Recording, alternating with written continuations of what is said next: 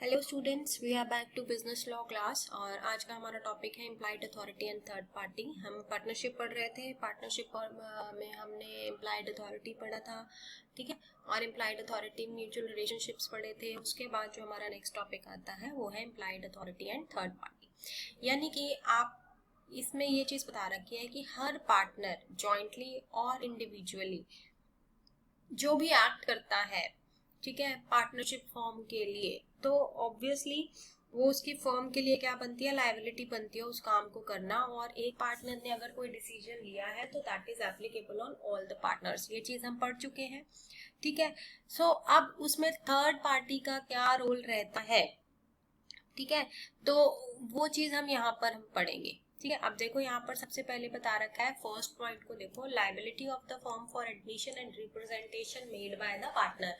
कि अगर किसी भी फर्म की लायबिलिटी कब बनती है, जब अगर उन्होंने किसी भी पार्टनर को एडमिट करना है एडमिशन के टाइम और उसके रिप्रेजेंटेशन के टाइम। तो जो सेक्शन 23 है वो ये कहता है कि जब कोई भी पार्टनर कोई एक्ट करता है फर्म के बिजनेस के लिए या किसी भी काम को करने के लिए, वो ना मतलब काम करने के अलावा वो अपनी अनुमति देता है, एक्सेप्टेंस देता है, तो ऐसे केस में फर्म उस एक्ट से बाउंड होती है। यानी कि फर्म को वो काम, फर्म के बिहाफ पे वो काम कौन करता है, पार्टनर्स करते हैं। तो अगर किसी पार्टनर ने एक काम कह दिया कि ओके मैं फर्म के नाम पे ये कर रहा हूँ भाई, मैंने एक डील साइन कर ली कि हम इनको इस तरीके को इतना माल देंगे, तो अब फर्म की क्या रिस्पॉन्सिबिलिटी बनती है, फर्म से मतलब सभी पार्टनर्स की कलेक्टिवली क्या रिस्पॉन्सिबिलिटी बनती है कि वो इस पर्टिकुलर फर्म को वो माल देंगे। और अगर वो नहीं देते हैं तो वो फर्म के ऊपर थर्ड पार्टी जो है वो स्यू कर सकती है, केस कर सकती है।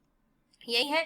तो अब ऐसा क्यों है, क्योंकि मैं आपको बता चुकी हूँ क्योंकि all the partners are agents of one another. तो अगर किसी एक पार्टनर ने कोई रिप्रेजेंटेशन या एक्सेप्टेंस दी है that is beyond his implied authority, the firm will not be held liable for it. ये भी हम पढ़ चुके हैं।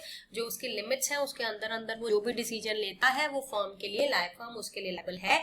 जो वो अपने लिमिट से बाहर डिसीजन लेता है फर्म उसके लिए लायबल नहीं है, ठीक है। Second point, liability of the firm to the notice to active partner. मतलब क्या है, ऐसा पार्टनर्स अकॉर्डिंग टू सेक्शन 24, पहले वाला क्या था, सेक्शन 23 था, अब क्या है, सेक्शन 24 है। तो a notice given to a partner who is actively engaged in conducting the firm's business will be deemed to have been given to the firm. यानी कि ये सब क्यों है बच्चों, मैं आपको पहले बता चुकी हूँ, क्योंकि यहाँ पर firm is not a separate legal entity. Partners की पर्सनल प्रॉपर्टी को अटैच किया जा सकता है, पढ़ा है ना। तो इसीलिए कि अगर किसी एक पार्टनर को अब पार्टनर को पर्सनल काम के लिए नहीं, लेकिन अगर किसी पार्टनर को बिजनेस के लिए कोई भी नोटिस मिल रहा है तो that notice is also given to the firm. So this is based on the provision of the law which stipulates that a notice given to an agent is deemed to have been given to the principal, but it will not be so if the partner has done or helped in doing or an act of the fraud. आई बात समझ में, वही चीज है। ये सब आप पढ़ चुके हैं। अब now that we are going to get nothing new in this content, obviously almost ये सब चीजें हम समहाउ डिस्कस कर चुके हैं। Now that I will be just giving a quick review, briefing में चलेंगे हम, ये वाले जो रिमेनिंग पॉइंट्स आएंगे। And in case you feel like कि हाँ भाई मैम ज्यादा फास्ट हो गई है, हमें स्लो ही करना था, तो जस्ट लेट मी नो, ठीक है। आप मुझे कॉल करके बता सकते हो, आप मुझे पर्सनल मैसेज करके बता सकते हो, ठीक है। तो I will considering your request and in case you further have any doubts you can contact me anytime. So the third point here is liability of a partner for act of the firm. In the same manner, अब वही बात है कि हर partner jointly और individually दूसरे partners के act से क्या है, बाउंड है, will be liable for all acts of the firm while he is a partner and such liability of the partner is termed as personal and joint liability of partner। वही बात है। Okay, fourth, liability of firm for wrongful act of a partner. अब firm की अगर कोई partner कोई wrongful act करता है, कोई गलत काम करता है, तो उसमें फर्म की क्या लायबिलिटी बनती है। तो इसमें ये चीज बता रखा है कि अगर कोई नॉर्मल कोर्स ऑफ बिजनेस में फर्म कोई अगर फर्म का रूटीन काम चल रहा है, पार्टनर के पास डिसीजन मेकिंग पावर है, तो पार्टनर ने कोई गलत डिसीजन ले लिया, गलती से लिया या अनगेली में लिया या जानबूझकर लिया, ठीक है, तो अब जो उसको नहीं करना चाहिए था, उसका कुछ ऐसा काम हो गया, तो ऐसे केस में such wrongful omission causes a third party to suffer a loss. और उस गलत डिसीजन की वजह से जो थर्ड पार्टी है उसको क्या हो गया, लॉस हो गया। आपने किसी थर्ड पार्टी के साथ कोई डील की, मान लो कि आप इतना माल दोगे उनको और आप वो माल नहीं दे पाए, ये भी हो सकता है, या आप उस क्वालिटी का माल नहीं दे पाए, तो किसी भी कारण की वजह से अब थर्ड पार्टी को क्या हो गया, लॉस हो गया। तो अब ऐसे केस में यहाँ पर जो फाइन की या पेनल्टी पे करनी पड़ेगी, तो पे अ फाइन और penalised in other manner the liability of the firm in such circumstances will be limited only to the extent to which the guilty of partner is liable. कि जितने का, अब मान लो कि उसको थर्ड पार्टी को तो और बहुत बड़ा नुकसान हुआ, तो क्या आप उनके सारे नुकसान की भरपाई करोगे? नहीं। My answer to this is no. आप सिर्फ उतने नुकसान की भरपाई करोगे जो नुकसान उनको आपकी वजह से हुआ, ठीक है। अब हो सकता है उनको आगे भी किसी और वजह से हुआ हो, तो आप वो सारा उनके लॉस की रिस्पॉन्सिबिलिटी आपकी नहीं है। Liability of the firm for misuse of the money और द प्रॉपर्टी। अगर कोई पार्टनर अपनी लिमिट्स में ही एक्ट करता है, अपनी अथॉरिटी एक्सप्रेस करता है, तो उसके पास, मैंने आपको बताया है कि ये राइट्स हैं कि वो पेमेंट पे भी कर सकता है, वो पेमेंट्स रिसीव भी कर सकता है, property from a third party भी ले सकता है, लेकिन अब वो अपने राइट्स को यूज करते करते वो इसको बाय चांस मिस यूज कर जाता है, किसी पैसे को या प्रॉपर्टी को जो उसके पास है, फर्म की, जो उसके पास फर्म की अमानत है, फर्म की कस्टडी, फर्म की प्रॉपर्टी उसकी कस्टडी में थी, और उसने सोचा कि मैं इसको तब तक अपने पर्सनल पर्पस के लिए यूज कर लूं, ठीक है। तो ऐसे केस में भी the firm will be liable for any loss resulting therefrom. तो इस केस में भी फर्म विल बी लायबल, ठीक है।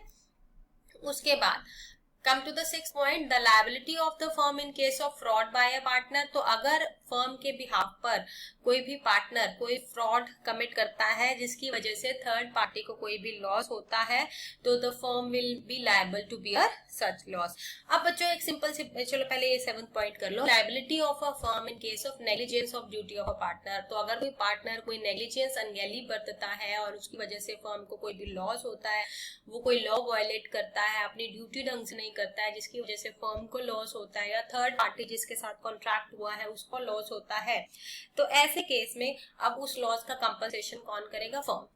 मोरल ऑफ द स्टोरी क्या है इन सब बातों को अगर हम समझें, तो देखो, अगर पार्टनर डिसीजन ले रहा है, बिजनेस में काम कर रहा है, अगर अच्छा हुआ तो फर्म का प्रॉफिट किसका? फर्म का। अगर पार्टनर से कोई गलत डिसीजन लिया गया जिसकी वजह से फर्म को लॉस हुआ, तो वो लॉस भी तो फर्म का होगा।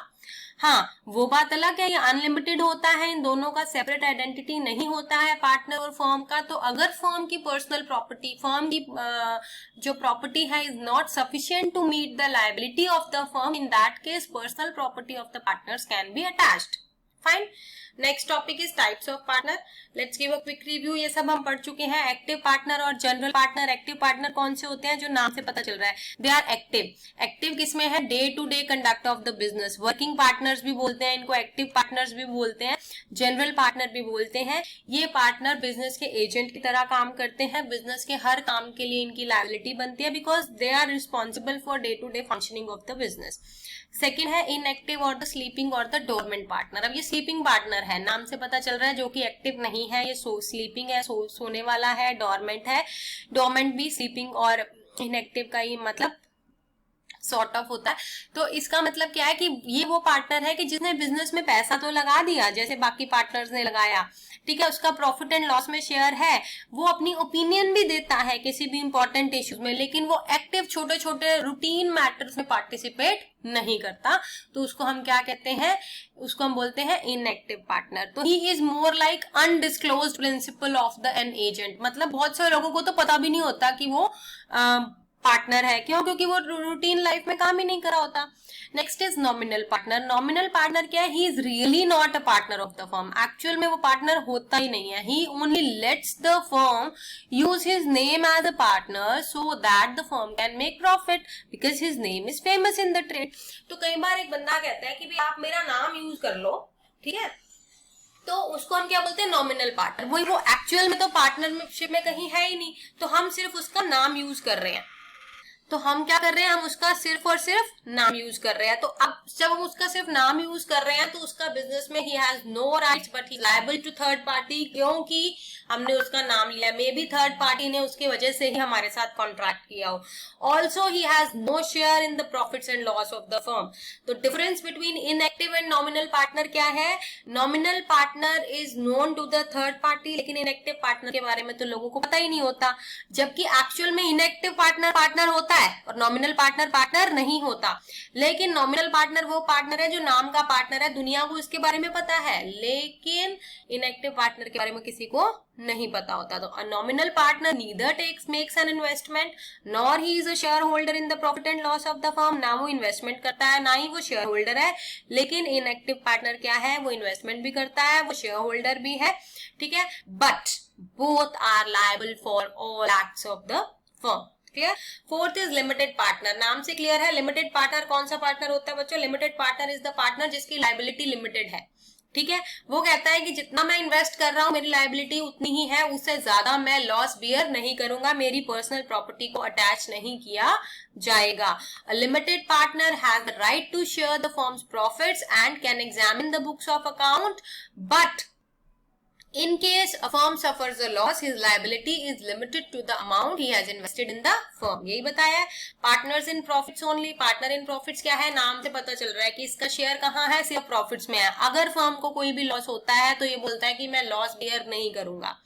पार्टनर बाय एस्टॉपल और होल्डिंग, इसमें क्या है कि it is just if a person by word of mouth और बाय हिज कंडक्ट, कहने से ही या अपनी किसी हरकत से या वो कोई ऐसा काम कर देता है कि जिससे दूसरी पार्टी को लगता है, बातों बातों में नॉर्मल मैं कोई ऐसी बात कर रही हूँ इतने कॉन्फिडेंस से आपके साथ, तो आपको लगेगा अरे भाई ये तो उसमें पार्टनर है, जबकि एक्चुअली मैं वहां की कोई पार्टनर नहीं हूँ, लेकिन मैं तुमसे इतने कॉन्फिडेंस से उस बिजनेस से रिलेटेड ऐसी बात कर रही हूँ कि तुम्हें लगा कि मैं पार्टनर हूँ, और तुम मुझे उस चक्कर में कोई भी पैसा दे देते हो या लोन दे देते हो ये समझ के कि मैं तो उस फर्म की पार्टनर हूं, लेकिन मैं उसकी पार्टनर नहीं हूं। That is known as partner by estoppel, कि मैं अपने एक्ट से, अपनी बातों से तुम्हें ऐसे जता रही हूं कि मैं वहां की पार्टनर हूं, ठीक है। देखो for example A and B है जो they are partners in a firm.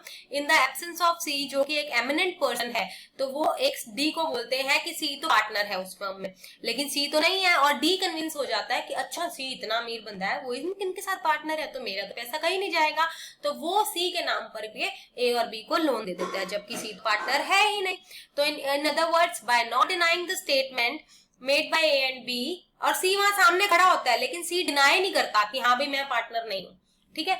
तो अब वो चुप बैठा है तो उनको लगता है कि सी तो पार्टनर है, लेकिन अब सी ने जब डिनाई नहीं किया, मना नहीं किया, तो ये डी ने ये समझ लिया कि सी पार्टनर है, तो ऐसे केस में डी की लायबिलिटी बन जाती है कि कुछ भी लॉस होता है तो डी को पे करना पड़ेगा, ठीक है। So a firm is deemed to be a partner by holding in the following situation. A person is deemed to be a partner by holding in the following conditions. किन किन केसेस में partner by holding होता है? There must be a representation, ठीक है।